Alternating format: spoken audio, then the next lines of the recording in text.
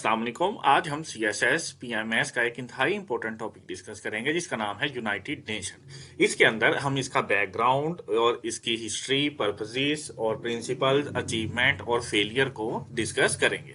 तो let's start. सबसे पहले हम बैकग्राउंड को देखते हैं कि 1914 और 1990 के दरमियान जब वर्ल्ड वार वन होती है तो उसके बाद जब मिलियंस ऑफ डेथ होती हैं, मिलियंस ऑफ डेथ होने के बाद एक तंजीम बनाने का सोचा जाता है और वो एक तंजीम बनाई भी जाती है जिसका नाम लीग ऑफ नेशन रखा जाता है। लीग ऑफ नेशन यानी LON। और ये मुख्तलिफ ममालिक के दरमियान एक कोलेशन का काम करती है, लेकिन ये वर्ल्ड वार टू रुकवाने में नाकाम रहती है जो कि 1939 से 1945 के दरमियान होती है, जिसकी वजह से 62 मिलियंस डेथ होती है। 62 मिलियंस डेथ यानी इसमें आप ये समझे कि हाफ ऑफ यूएस यानी आधी जो आबादी है वो यहूदियों की वो किल कर दी जाती है बाय हिटलर। आप ये एग्जाम्पल भी साथ लिख सकते हैं। 62 मिलियंस डेथ जब हो जाती है तब ममालिक फिर सोचते हैं कि एक और ऐसी तंजीम होनी चाहिए जिसकी वजह से इंटरनेशनल कोई भी जंग ना लगे, यानी वर्ल्ड वार 3 ना लगे, और वो मुख्तलिफ ममालिक के दरमियान पीस का काम करे और ह्यूमन राइट का काम करे, और इसके साथ साथ वो हारमोनी क्रिएट करे कंट्रीज के दरमियान, और इसकी वजह से सोशल और इकोनॉमिकल बेहतरी आए। उसके बाद 1945 के अंदर सैन फ्रांसिस्को के अंदर 50 ममालिक जो सरकारी तौर पर और एक जो था वो नॉन गवर्नमेंट, वो एक जगह पर इकट्ठे हुए, यानी टोटल 51 जो कंट्रीज थे वो इंटरनेशनल ऑर्गेनाइजेशन के प्लेटफॉर्म पर इकट्ठे हुए और उन्होंने यूनाइटेड नेशन बनाने का फैसला किया और उसका ड्राफ्ट तैयार किया गया 25 अप्रैल 1945 के अंदर। 25 अप्रैल 1945 के अंदर government and number of non government attend UN conference on international organization in San Francisco to draft UN charter. बाद में फाइनली 24 अक्टूबर 1945 को UN को इन्फोर्स कर दिया गया। UN एक मुकम्मल अदारा बन गया और इसके अंदर मुख्तलिफ जो ममालिक अटैच हुए उनकी तादाद जो थी 51 थी, और उनमें से जो 5 कंट्री थे वो परमानेंट इसके मेंबर बने, सिक्योरिटी काउंसिल के परमानेंट मेंबर बने। उनके अंदर यूएस, चाइना और रशिया और फ्रांस शामिल था। जब अब हम देखें तो अब इसके टोटल ममालिक की जो तादाद है वो 193 है, और इसको लेटेस्टली जो ज्वाइन किया है वो साउथ सूडान ने ज्वाइन किया है। साउथ सूडान ने जुलाई 2011 के अंदर ज्वाइन किया है, और इसका जो मेन हेडक्वार्टर है वो न्यूयॉर्क के अंदर है। इस तरह ये मुकम्मल यूनाइटेड नेशन का बैकग्राउंड और इंट्रोडक्शन है कि किस तरह यूनाइटेड नेशन की जरूरत आई। अब हम इसके पर्पसेस, प्रिंसिपल, अचीवमेंट और फेलियर को डिस्कस करेंगे। यूनाइटेड नेशन के पर्पसेस को डिस्कस करते हैं कि यूनाइटेड नेशन के कौन कौन से पर्पस हैं। सबसे पहला जो इसका काम है, जिस मकसद के लिए बनाई गई है, to secure internationally peace and security. इसका जो पहला काम है वो इंटरनेशनली पीस और सिक्योरिटी को कायम और दायम रखना। इसका जो दूसरा मकसद है वो टू डिवेलप फ्रेंडली रिलेशन, यानी मुख्तलिफ ममालिक के दरमियान फ्रेंडली रिलेशन कायम करना। Friendly relation among the states, friendly relation among the states. और इसका जो तीसरा मकसद है वो है इंटरनेशनल कोऑपरेशन करना, टू प्रमोट इंटरनेशनल कोऑपरेशन, आपस में इंटरनेशनली कोऑपरेट करना। और इसका जो चौथा मकसद है वो ये है कि हारमनी क्रिएट करना मुख्तलिफ नेशंस के दरमियान, harmony among the nation, harmony among the nation. और इसका जो पांचवा आखिरी मकसद है वो ये है कि ह्यूमन डेवलपमेंट के लिए, ह्यूमन राइट के लिए काम करना। उसके अंदर एजुकेशन भी आए, क्लाइमेट चेंज आ गया, और वुमेन के राइट, और इसके साथ साथ लेबर राइट, चिल्ड्रंस राइट, और इसके साथ economical condition, poverty, over population, unemployment, इन तमाम के लिए इसका काम करना है। ये है इसके पर्पसेस। अब हम इसके अंदर जो कोटेशन डिस्कस करेंगे वो आप देखेंगे कि आपने इसके अंदर कौन कौन सी कोटेशन डिस्कस करनी। क्वेश्चन के अंदर हम जो कोटेशंस को कोट करेंगे आप उन्हें भी याद कर लीजिएगा। नंबर 1 है, the united nation is our one great hope for a peace and terror free world. ये राल्फी ने कहा है कि जो यूनाइटेड नेशन है वो हमारी सबसे बड़ी उम्मीद है कि वो दुनिया में अमन ला सके और दहशतगर्दी से दुनिया को पाक कर सके।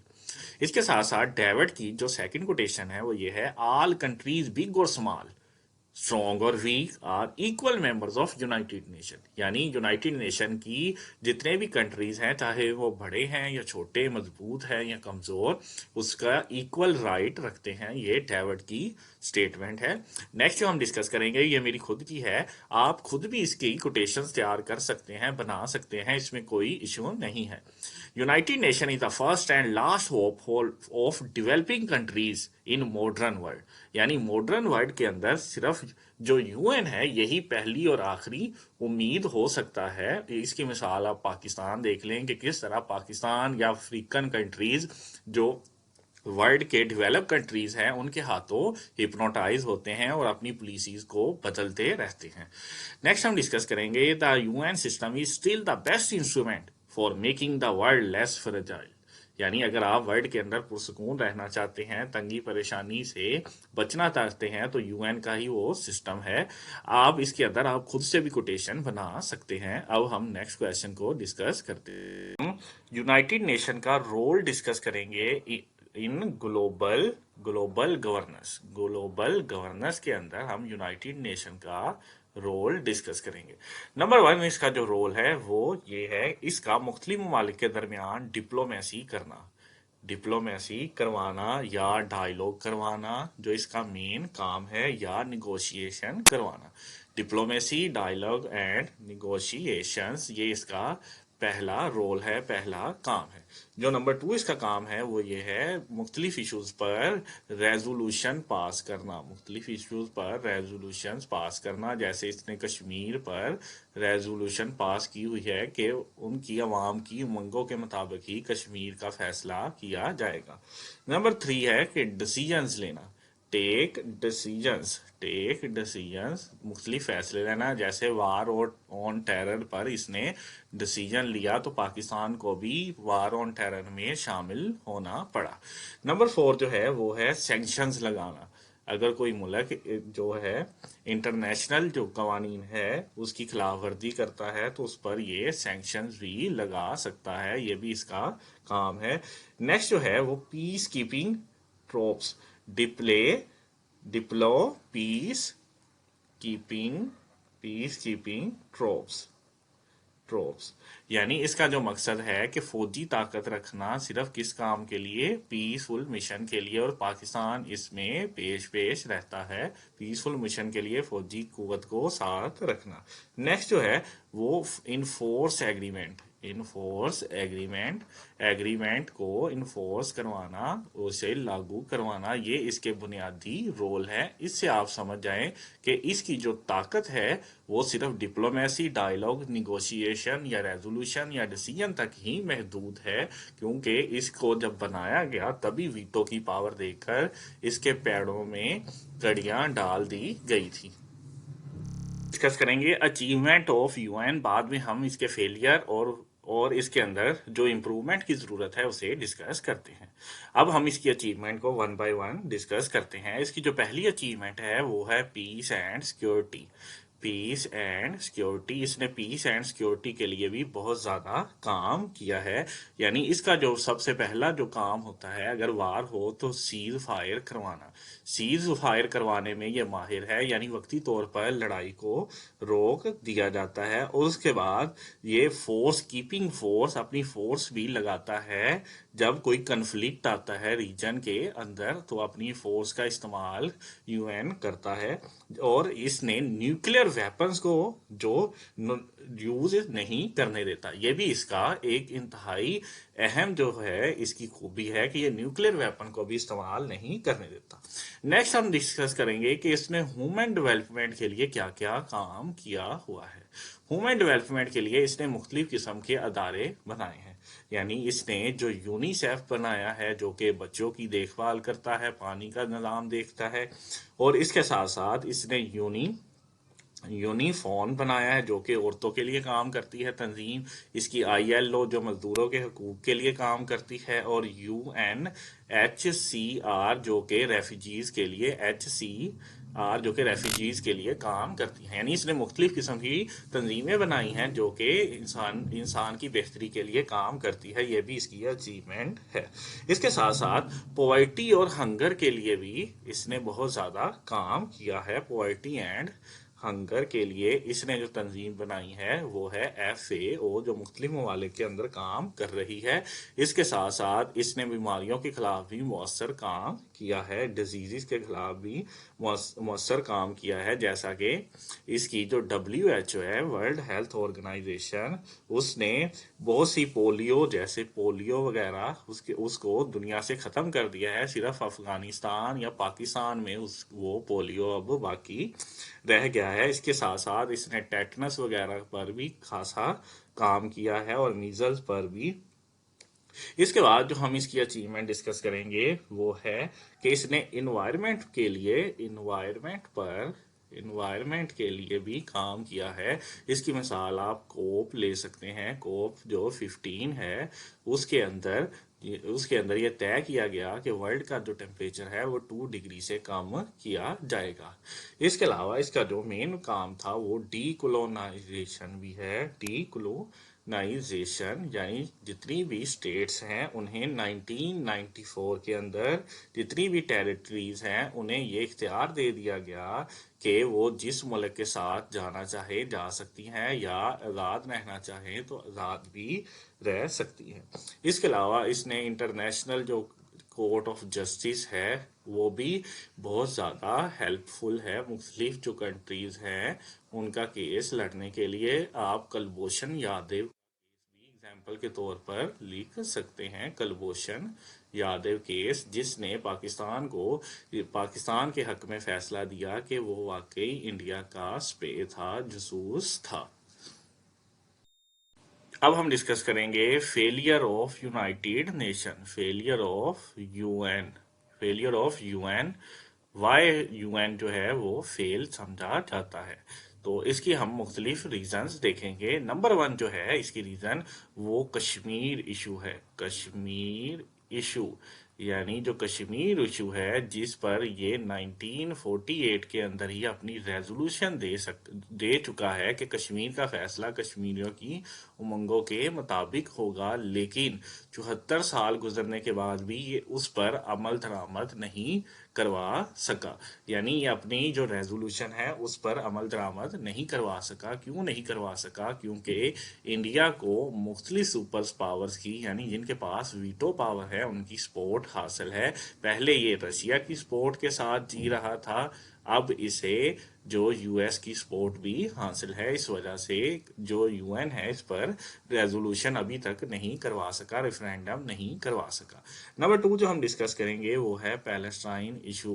पैलेस्टाइन इशू वो भी इसी ही की कड़ी है, यानी ये जो न्यूक्लियर फ्लैश पॉइंट जैसे कश्मीर है और इसी तरह पैलेस्टाइन इशू है, जिसकी वजह से अरब इसराइल वार मुख्तलिफ मुकाम पर हो चुकी है और मुख्तलिफ बार हो चुकी है। 1948 के अंदर अरब इसराइल वार हो चुकी है और इसी तरह 1970 के करीब भी दूसरी अरब इसराइल वार हो चुकी है। लेकिन अभी भी फ़लस्तीनियों का मसला जूं का त्यों है, क्योंकि जब ब्रिटेन यहाँ से गए तो ये फ़लस्तीन का मसला हल किए बगैर ही यहाँ से चले गए, क्योंकि दो रियासती हल पहले फ़लस्तीन के लोगों को मंजूर नहीं था और बाद में इसराइल के लोगों को मंजूर नहीं हुआ, क्योंकि जब उन्होंने अपनी पावर से इसके मखसूस इलाकों पर कब्जा कर लिया।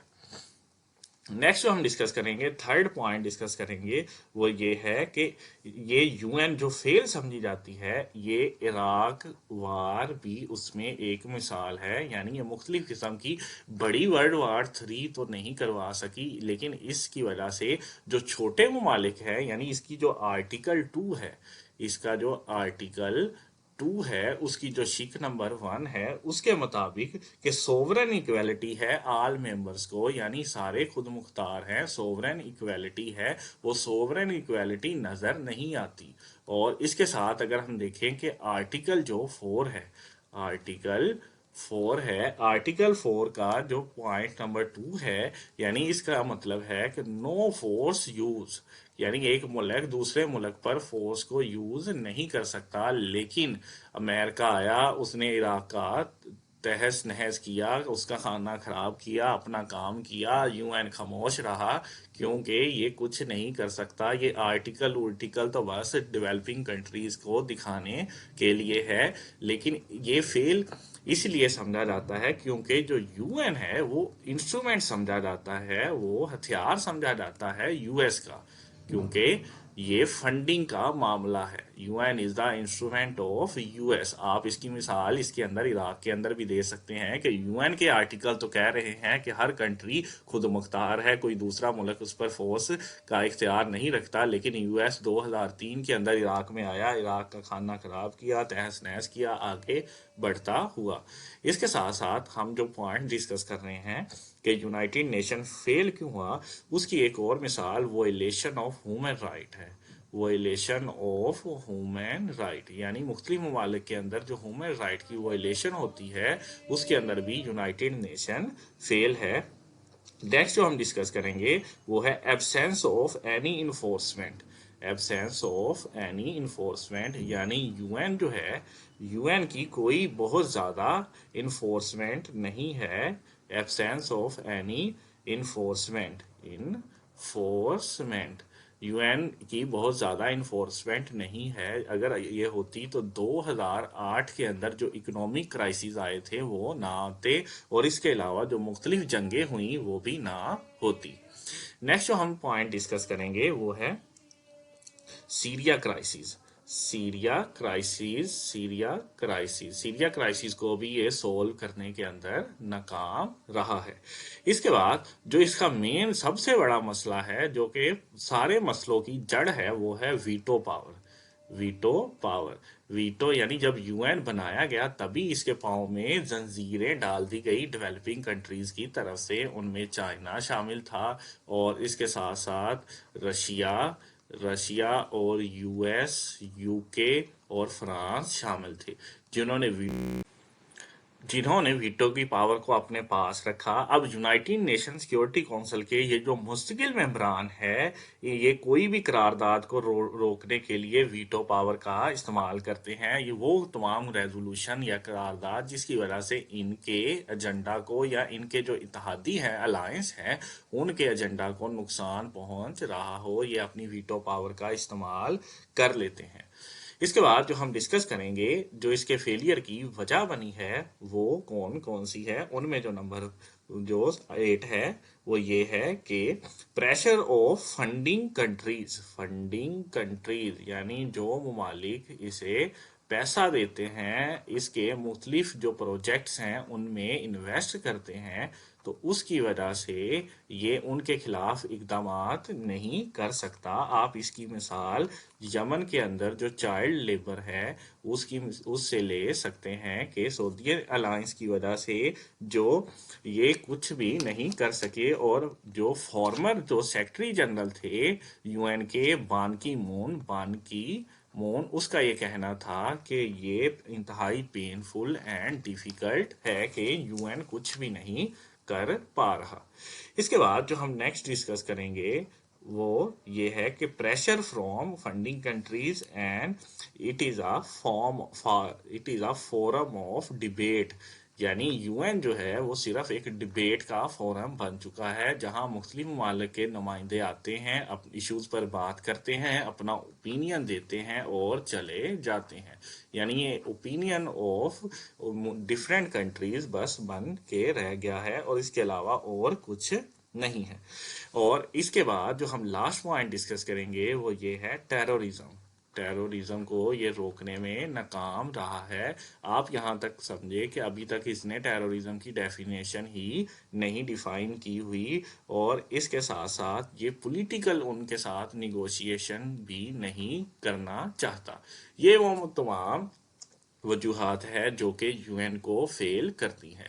लेकिन आप ये समझे कि ये यूएन है, ये डिप्लोमेसी, डायलॉग और निगोशिएशन का ही इदारा है। अगर कश्मीर इशू, पैलेस्टाइन इशू या टेररिज्म या सीरिया, इराक या इस्लामोफोबिया कुछ भी हो तो ये खामोश रहेगा। आपको जज्बाती होने की ज़रूरत नहीं, क्योंकि आपको ये समझना पड़ेगा कि इसका जो काम है बस निगोशिएशन ही करना है और वर्ल्ड वार 3 से लोगों को बचाना है।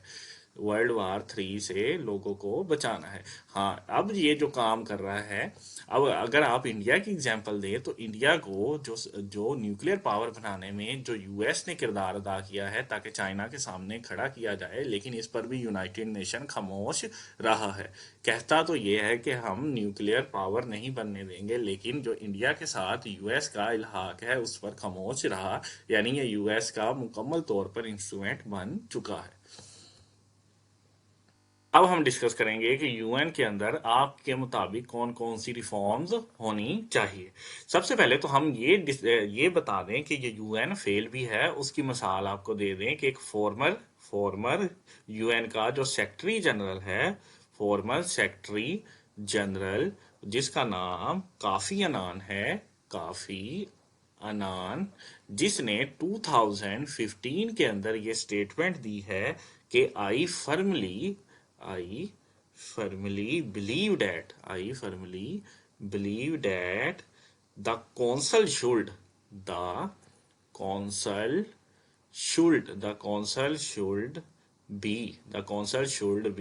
reformed. The council should be reformed. It cannot continue